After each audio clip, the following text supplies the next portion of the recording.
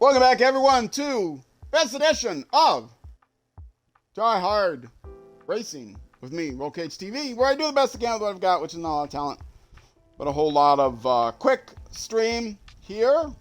If you're watching this on Twitch, this is actually the third game I played on this stream. If you're watching on YouTube, this is going to be just a short. I mean, it'll still be a normal length episode, but it's only a one-part episode. Does that make sense? Whatever I'm trying to say? I don't know what I'm trying to say. Anyway, this episode is the start of a new stream, but next episode will also be the start of a new stream, which isn't what usually happens. Usually I do 2-3 episodes on a stream. But why should you care? I don't know. Anyway, but what it means is I'm going to be not warmed up in this game, and I'm also not going to be warmed up for the next video. So, not that being warmed up means anything. Ooh, 3 laps. Okay. This may be all I get done during this thing, because this is like a 15-minute race. 3 laps. Yikes. Hold on a second here.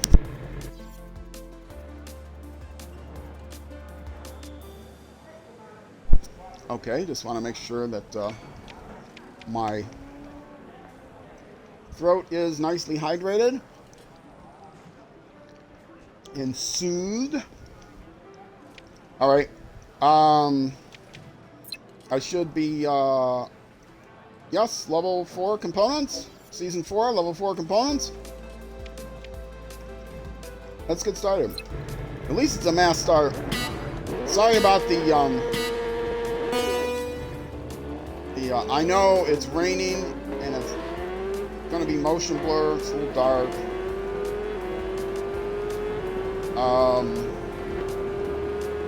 But that's the way it is on the stream. I cannot stream 720 60 frames per second. The Xbox Twitch app no longer allows that, sadly. The motion blur would be a lot less than if I could. One of the reasons this is a short stream is because I'm setting up new internet equipment. Test that out, see if that might allow me to stream at 1080. But 1080 60 frames a second is not much less, a little bit less, but not much less motion blur than this 720 30, because it's twice as much data going out. Well, I mean, it's 4 times as much data going out, but it's only twice the bit rate with twice the screen resolution as far as number of pixels. Oh, geez. Well, I'm starting off like I usually do. Especially not being warmed up. So, we'll see. We'll see what I do. It'll cost me a little bit extra money. Oof. To stream at a higher rate. Streaming right from the Xbox, if I want to do overlays and stuff, I have to pay an extra service to do that. It's not a lot. It's like $7 a month, and I think to do 1080, it's going to be like $15 a month or something. So it's not much of an increase. But it's still more money than I make out of Twitch. So feel free to subscribe on Twitch. Exclam tip in Twitch chat, or cheer in Twitch. You want to throw me some money under no obligation at all. I have as many ads turned off as I can turn off on Twitch. I am not able to turn off pre-roll ads, but I have all the mid-roll ads turned off because I find them obnoxious. A mid-roll ad on YouTube, it pauses the video while you watch the ad. Not so on Twitch. If you get a mid-roll ad on Twitch, you don't see what you missed. I mean, you can go back to the VOD maybe and see what you missed, but yeah. So I've got that all turned off. So if you sit through an initial ad on YouTube, I was not planning on ever being monetized on YouTube because I didn't want people to have to sit through ads on YouTube. But it looks like YouTube will play ads if the video, once the video gets enough viewers, the YouTube will play ads even if they don't give any to the creator. So I don't know if any ads have ever played on my videos or not. I know that ads played on my videos when I had music going, because I got a copyright claim, and it doesn't matter how many viewers, they're going to demand ads until I got rid of the copyright claims, either by muting the music. Unfortunately, YouTube has tools that will let them mute out just the music and not the game sounds and the voice sounds and that sort of thing. But on YouTube, you know, if a video gets enough views, like, I don't know, 500 or I don't know what the threshold is, the number of views, YouTube will run ads. So I may have to reconsider monetizing just so that YouTube, I don't know, I'll try to research, see if you get more ads on the videos if the creator is monetized. One thing I could do if I'm monetized is set up breaks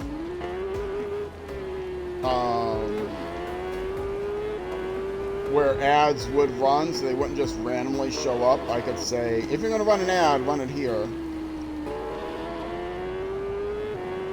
So there may be advantages to the user if I become monetized, which I did not want to become monetized. I don't want the user experience to be worse. I'm not looking to make any money on either Twitch or YouTube. I'm monetized on Twitch because it will benefit the user, especially if I stream at 1080, because in order to stream in multiple qualities at once, I need to be monetized.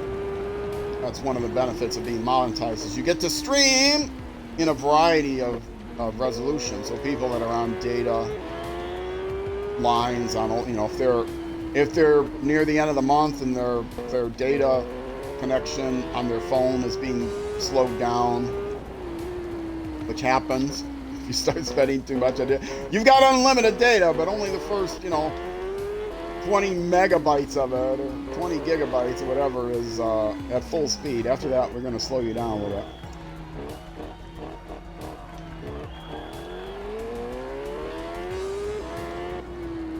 I don't know how many carriers do that anymore, but I'm guessing a few still do. Or, you know, you might have an older plan,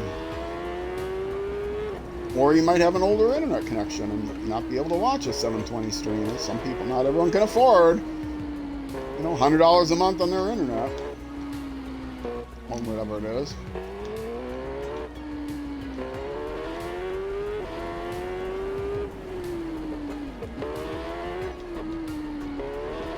So yes, it's called a transcoder on Twitch. If you're not monetized, you won't get access to a transcoder. Even I don't get access to a transcoder sometimes if I haven't kept up my stream hours, which it may be that I won't get a transcoder during the next one of these videos you see, or next streams you see of this game, because if I take time off, sometimes I lose the transcoder if I take off more than just 1 or 2 streams. So I was joking, after I set my internet equipment up, I might have to just do a few streams, not just to test the internet equipment, but also to make sure that I stay in the pecking order for the transcoder.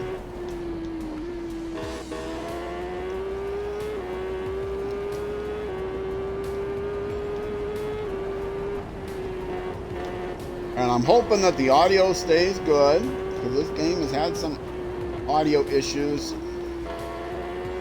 If a race takes more than an hour and a half or so, the audio cuts out. Actually, less than that. Is it less than that? Yeah, I think less than that, because I do a 4-lap race of the Isle of Man final race, and it's cut out before in less than 2 laps, and I had to do the last half of that race completely without game sounds. So I check every so often, see if there's a patch. There hasn't been a patch in this game since they released the 2023 season.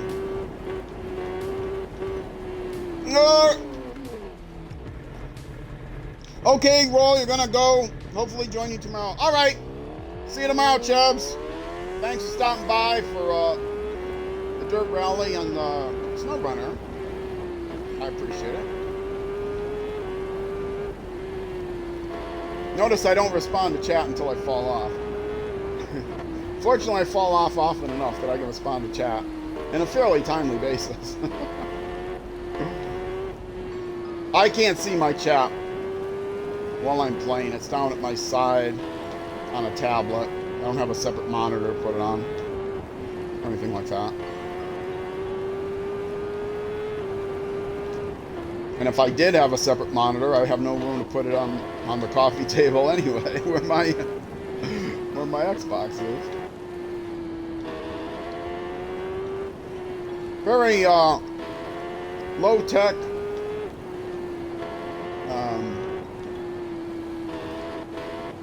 Not much space in this apartment. 3-bedroom apartment shared with 2 other people.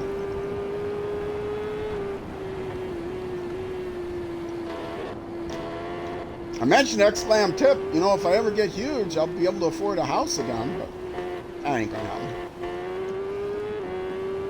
I'm too old at this point. If I move again, it'll probably be in a home somewhere. Or unless they kick me out of the apartment for being too loud with my streaming. If I stream past curfew, it could happen.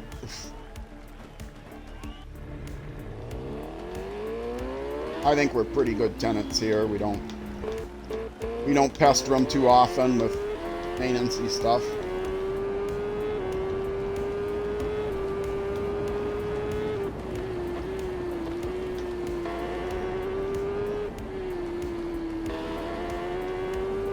I mean, occasionally, we need maintenance, but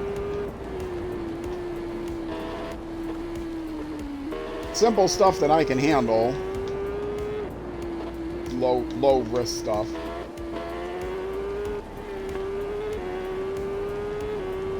They probably wouldn't want me to redo the electrical wiring, but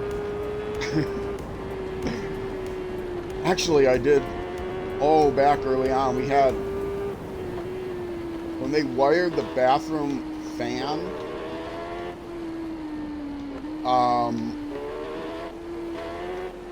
and I don't know if the wiring couldn't have been like this for the 50 years this apartment complex has been built, but they didn't wire the light and the fan in parallel, so you couldn't turn the fan on unless you had the light on.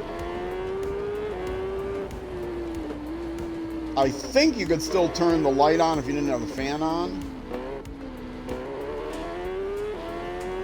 Anyway, so I asked about it and they said sure, I could rewire it, so I rewired it.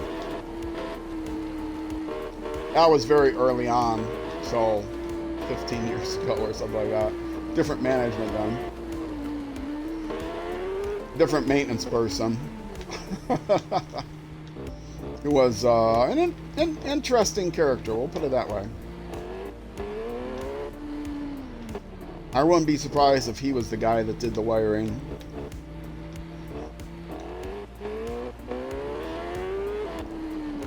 We need you to replace this switch on the wall. Okay. It doesn't wire it correctly. That's my guess is what happened.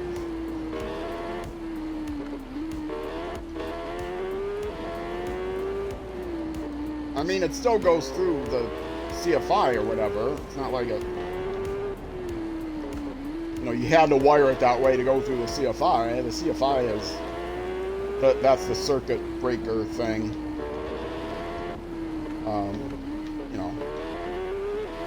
Even if you wire it properly, both outlet, the outlet and all the outlets and the fan, everything go through the lights go through the CFI, even if you wire the two in parallel. But yeah, the two switches were wired in series, so couldn't turn one on without the other.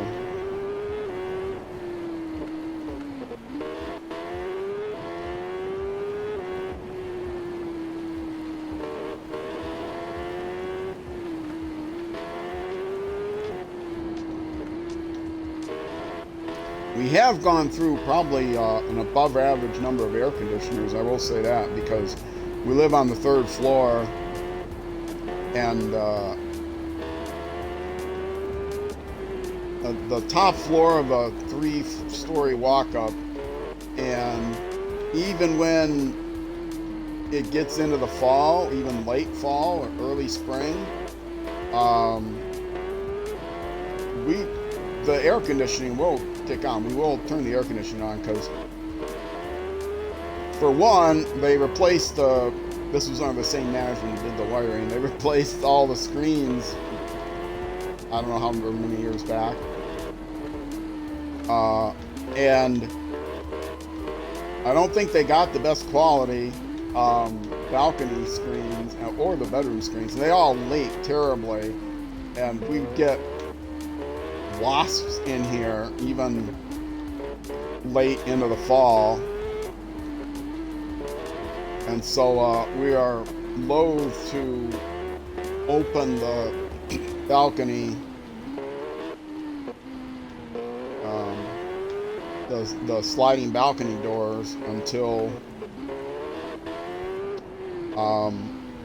until we've had like a frost or something. And this year we haven't had a single frost. I mean, it was below, it got below freeze. It's gotten below freezing a few days, but not deeply enough to actually have a solid frost, and it keeps getting above freezing, which is unheard of, and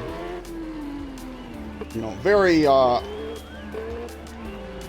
unseasonably warm this year, with the El Nino event going on.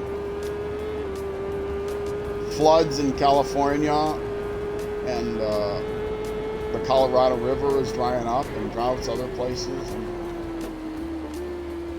Weather's been crazy, hot and humid a lot of places during the summer, dangerously hot. And this summer is expected to also have record high temperatures, because it was expecting to be a strong multi-year El Nino, and in general temperatures are increasing with the El Nino, and the El Nino is probably also worse because of the changing climate. But any one year, any one season, you can't really attribute that to the overall changing climate, but you can, even an El Nino, a strong El Nino will definitely bring higher temperatures.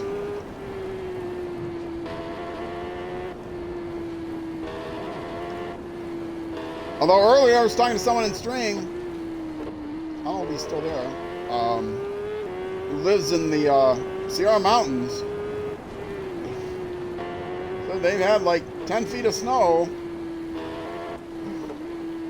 over the last week or something. I don't know, as I already said. Expecting 2 to 3 feet overnight.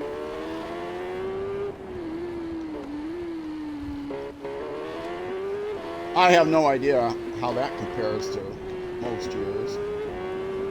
Maybe that's an unseasonable volume of snow as well for them. I mean, I know it snows there. a lot, but I don't know exact volumes.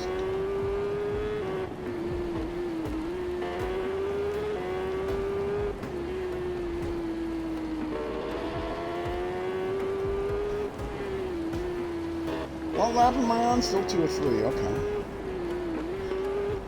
I haven't fallen off in a while. That's good.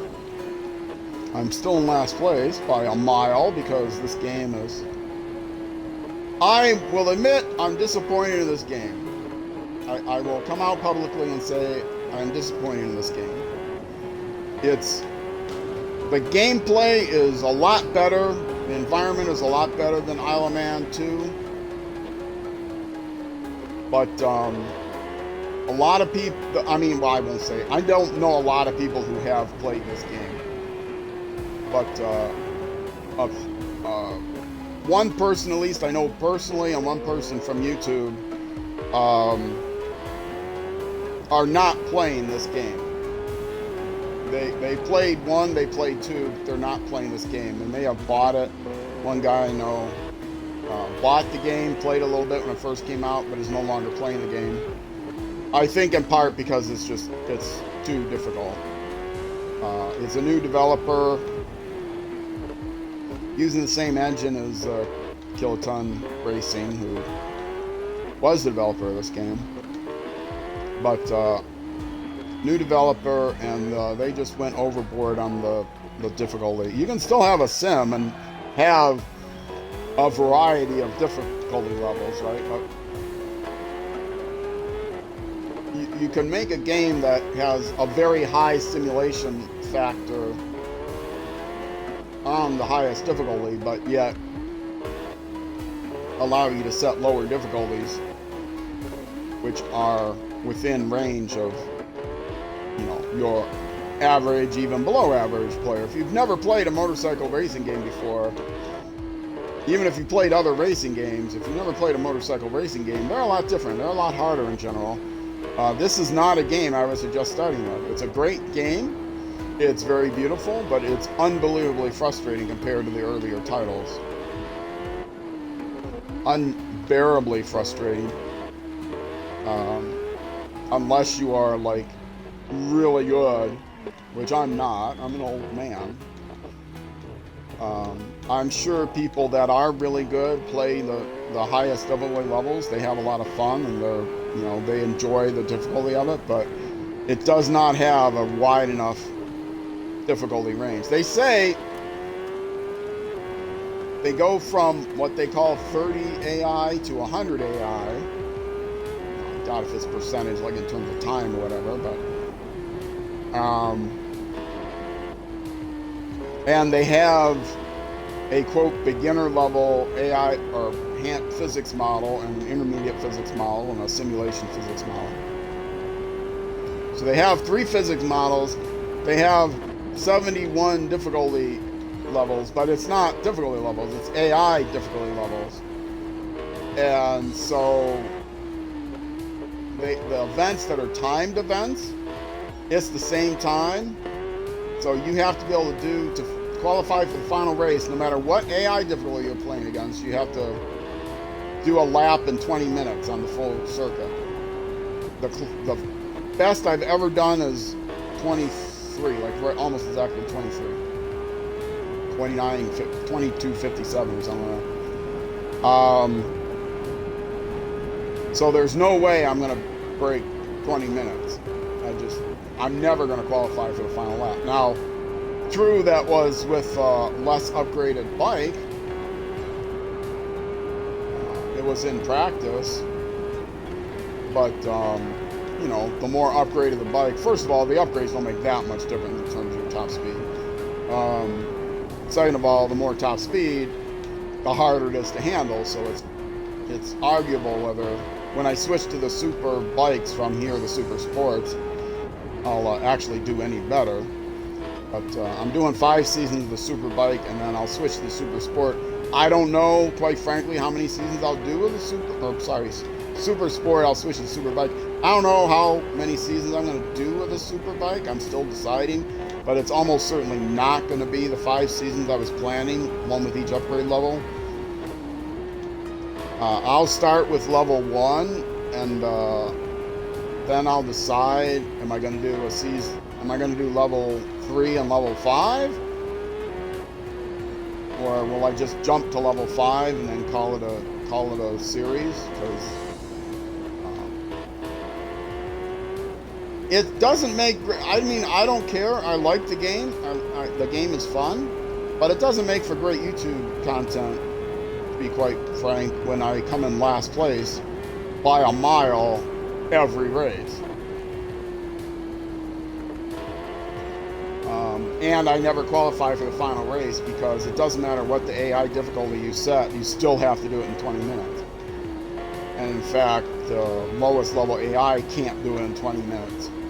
If you watch them in the qualifier race, they don't get 20 minutes until the qualifier ends, and even though they're in the middle of a lap and they don't get credit for the last lap that you're in the middle of, suddenly they have just the right number under 20 minutes. So even that AI can't do it in 20 minutes, but that's the time they set.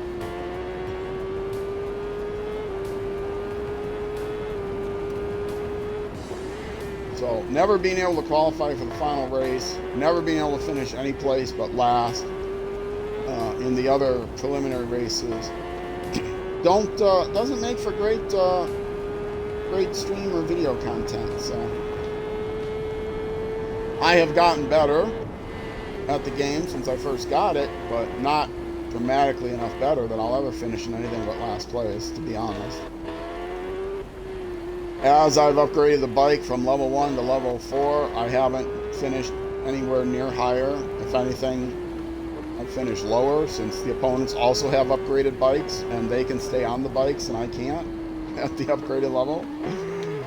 So yeah, staying on pretty good so far. Might actually have to pause the game to check the chat. Okay, checking the chat. Nothing new in chat.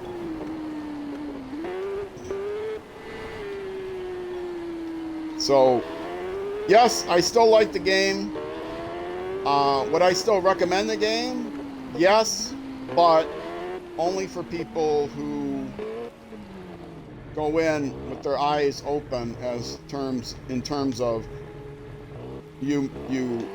I would not recommend buying this game unless you've also played earlier versions of Isle of Man 3 and you can win Isle of Man 3 or Isle of Man 2 pretty handily. If you can't play on the highest difficulty level of Isle of Man 2 and finish on the podium like every time, I would not recommend this game. Even though it's beautiful, much more beautiful than Isle of Man 2,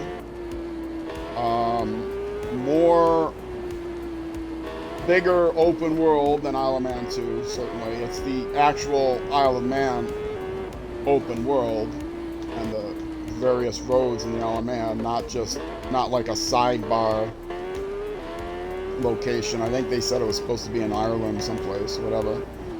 Isle of Man 2.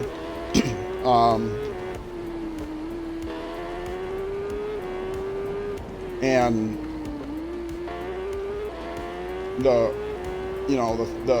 it's gotten a lot of praise for their physics model, their simulation model.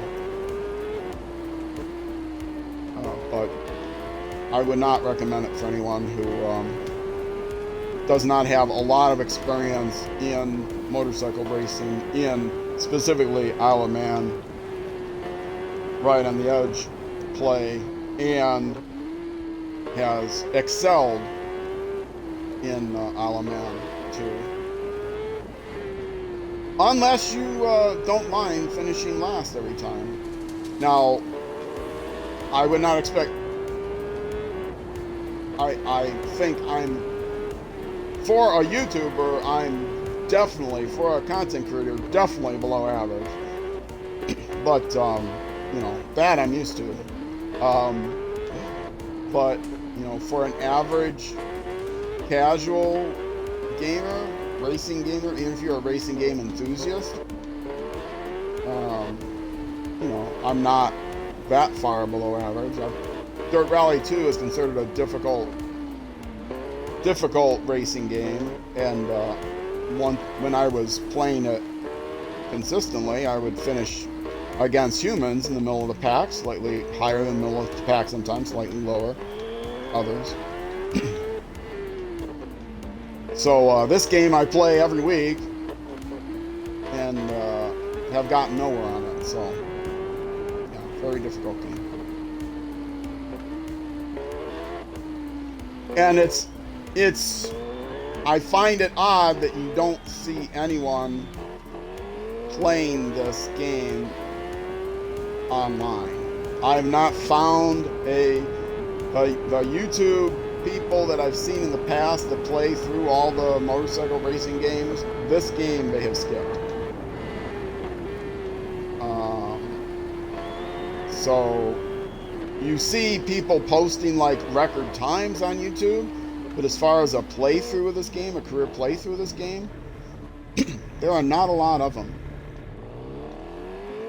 And I think there's probably a reason for that. Even the YouTubers that do motorcycle racing games have decided to skip this one, as far as the playthrough goes. My guess is there are some out there I just haven't found, but I've looked and haven't found any.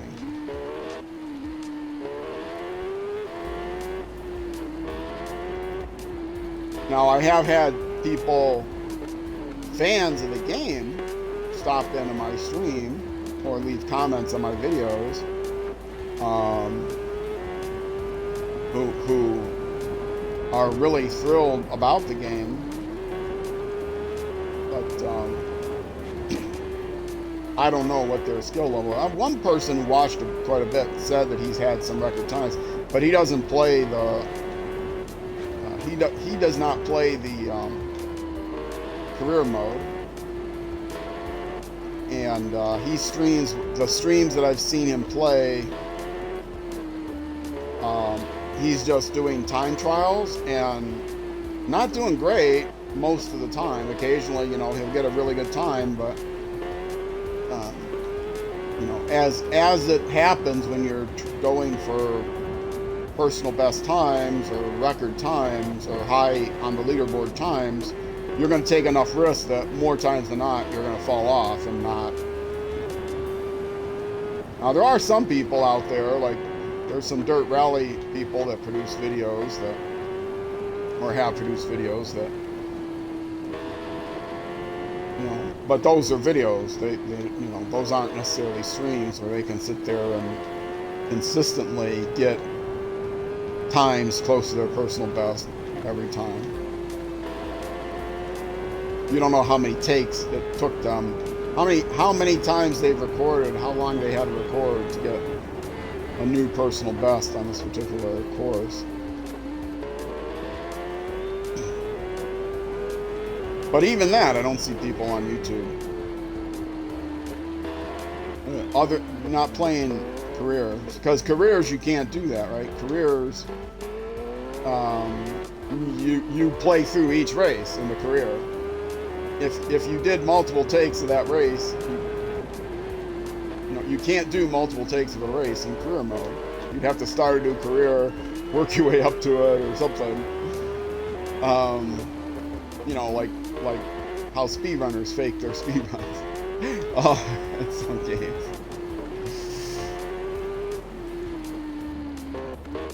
Stitched it all together. So yeah, quite disappointed in this game. Don't know how Isle of Man 4 will be whenever it comes out. If they're going to be an Isle of Man 4, I do not follow the chatter on this game, so I don't know what the chatter is as far as the reception of the game between the people that actually play it. You cannot trust. I was just having this conversation with my roommate yesterday. It's kind of a scam. It's not a scam, but it's a deception. You go to YouTube channels or websites that have reviews of video games, and they review AAA titles. Amazing enough, they always love it, and the reason is because they're paid to love it. They're wined and dined by the big name publishers.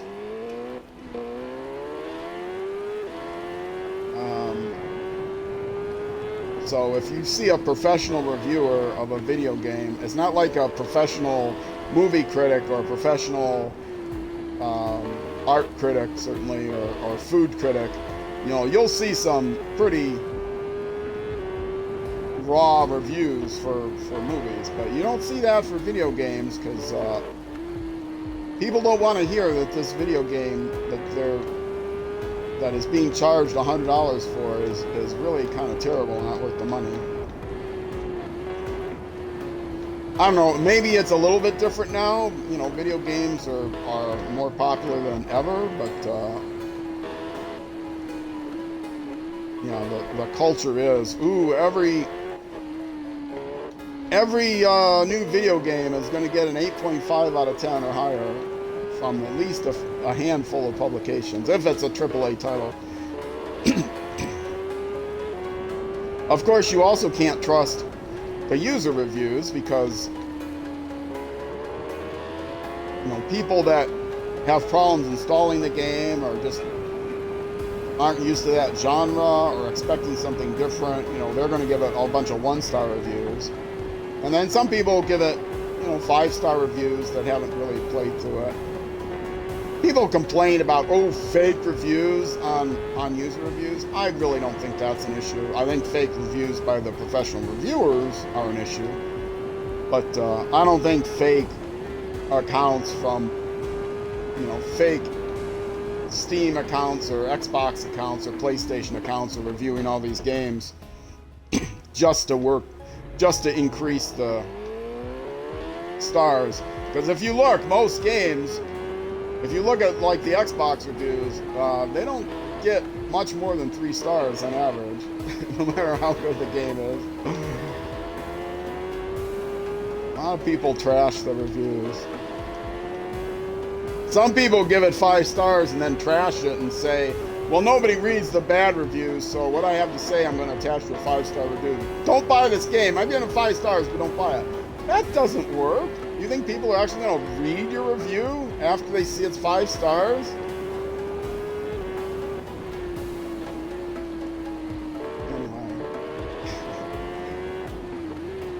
Anyway. Certainly the publishers don't read those reviews for the most part. I mean, some smaller publishers do, but you think Electronic Arts actually looks at the Xbox reviews or the PlayStation reviews for a game? They look at their sales figures. They don't look at the reviews. If the sales figures are down, then maybe they'll try to figure out why. But I don't want to look at the Xbox reviews. Or the Epic Game Store reviews, Maybe they'll have somebody check out the Steam reviews, but they probably don't like you to buy your games on Steam anyway. Microsoft has their own store for their PC games. Though you can buy it on Steam, you can also buy it on the Microsoft store. I don't know a lot about PlayStation reviews. Most of the people I play with are either I've played with on Xbox, or they're PC players on Discord and stuff, or on the communities. The majority are PC players, the games I play. I know a lot of people that play like Isle of Man, like this game, on PlayStation, but I'm not plugged into it. I know people that play both from videos I've watched and first people I've talked to that play like SnowRunner on PlayStation, which is another game that I stream and produce YouTube videos for. YouTube.com/@RollCageTV, Twitch.tv/RollCageTV. Shameless promotion. Subscribe on YouTube. Follow on Twitch. Setting up a Discord. By the time you watch this, it might be public, but it'll probably just be in beta, to be quite honest. It's going to be quite a beta process, because on Discord, it's wise to set up protections, security protections, which to do that, you have to use third-party tools, and so you have to research the tools and test the tools. There's some things you can set up directly in Discord, but not, you can set up auto modding for like hate speech or something, or inappropriate, I don't even think it's like hate speech, inappropriate content. They don't necessarily scan the language. I haven't seen any kind of language filters. You can set up language filters in some bots, but back 4 years ago, or how many years ago it was, when I was administering a Discord channel,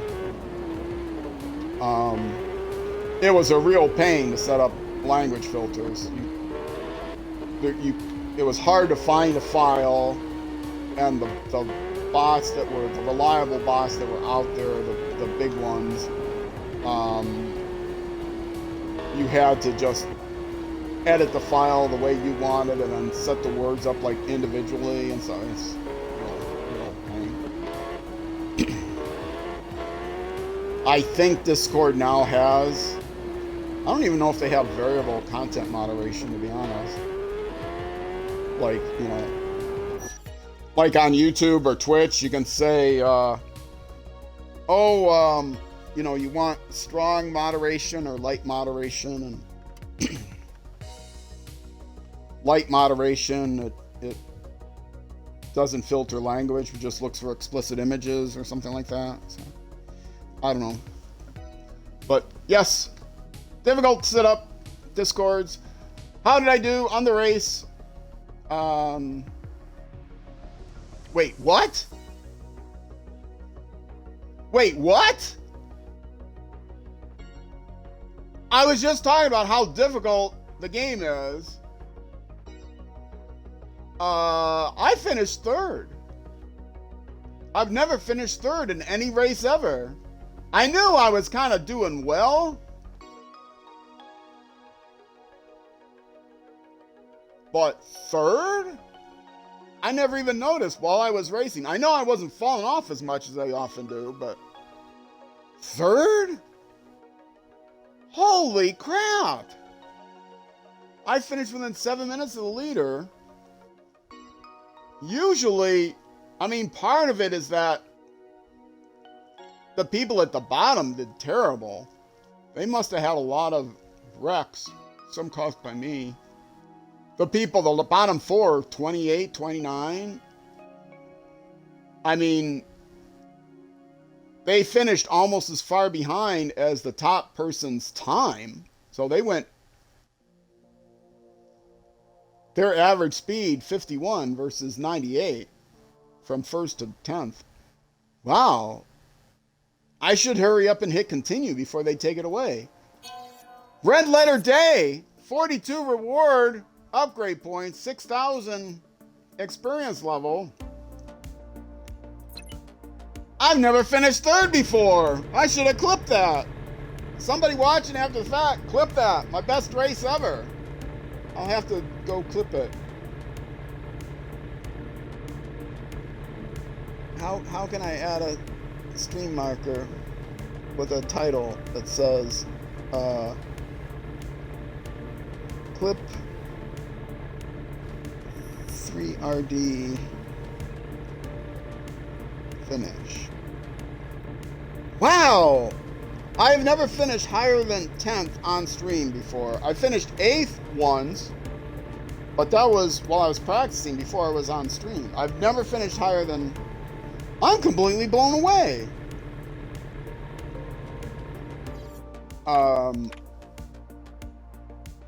Does it tell me?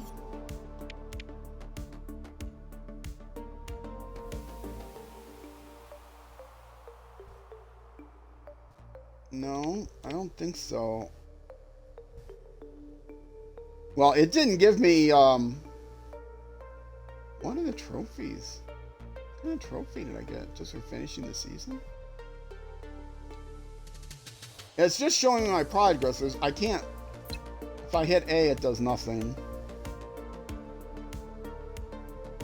Category info, and it tells me what Supersport is.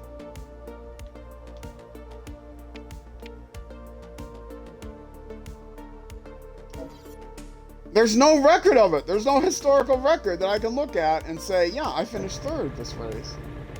Is there? No. Well, what a shame. You guys saw it. You saw it all. I finished third.